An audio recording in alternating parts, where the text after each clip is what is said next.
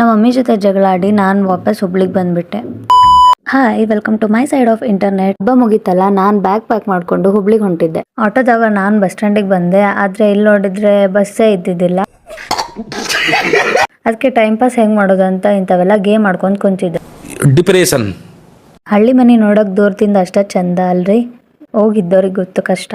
Bus ಅಂತೂ ಯಾವಾಗ್ಲೂ ಇಷ್ಟ ರಶ್ ಇರ್ತೈತಿ ನೋಡ್ರಿ. ಬಹಳ ಬೇಜಾರಾಗೋಗ್ಬಿಟ್ಟಿತ್ತು ನಮಗೆ. ನಾನು ಹಂಗ ಟೈಮ್ ಪಾಸ್ ಹೆಂಗ್ ಮಾಡೋದು ಅಂತ ಸಾಂಗ್ ಕೇಳ್ಕೊಂಡ್ ಕುಂತಿದ್ದೆ. ನಾನೇನ್ ಜಗಳ ಆಡ್ಕೊಂಡ್ ಬಂದಿಲ್ಲ. ಗದಗ್ ಟು ಹುಬ್ಳಿಗೆ ಹೋಗುವಾಗ ಮಳಿ ಬರಾಕತ್ತಿತ್ತು. ಮಳಿ ಬರುವಾಗ ವಿಂಡೋ ಸೀಟ್ ಸಿಕ್ಕ್ರೆ ಸಾಕ್ ನೋಡ್ರಿ, ಮತ್ತೇನ್ ಬೇಡ. ನಾ ಹುಬ್ಳಿಗೆ ರೀಚ್ ಆಗಿ ರ್ಯಾಪಿಡೋ ಬುಕ್ ಮಾಡ್ಕೊಂಡು ನಮ್ಮ PGಗೆ ಬಂದೆ ನೋಡ್ರಿ. ನಮ್ಮ ಮಮ್ಮಿ ರೈಸ್ ಮಾಡಿ ಕಳ್ಸಿದ್ಲು, ತಿಂದು. ಊರಿಂದ ಬರೋದೊಂದ್ ಕಷ್ಟ, ಆದ್ರೆ ಊರಿಂದ ಬಂದ್ಮೇಲೆ ತಂದಿರೋ ಸಾಮಾನೆಲ್ಲ ಇಟ್ಕೊಳ್ಳೋದೊಂದ್ ಕಷ್ಟ. ನಾವು ದಿನಾಲೂ ಊಟ ಆದ್ಮೇಲೆ ವಾಕ್ ಮಾಡಕ್ ಹೋಗ್ತೀವಿ, ಹಂಗ ಇವತ್ತೂ ಹೋದ್ವಿ. ಅಲ್ಲಿ ನಾಯಿ ಮತ್ತೆ ನೀನು ಒಂದ ಕಲರ್ ಅದಿರ್ ನೋಡಂತ ಹೇಳಕತ್ತಿದ್ದೆ ನಾನು ನಮ್ಮ ಫ್ರೆಂಡಿಗೆ.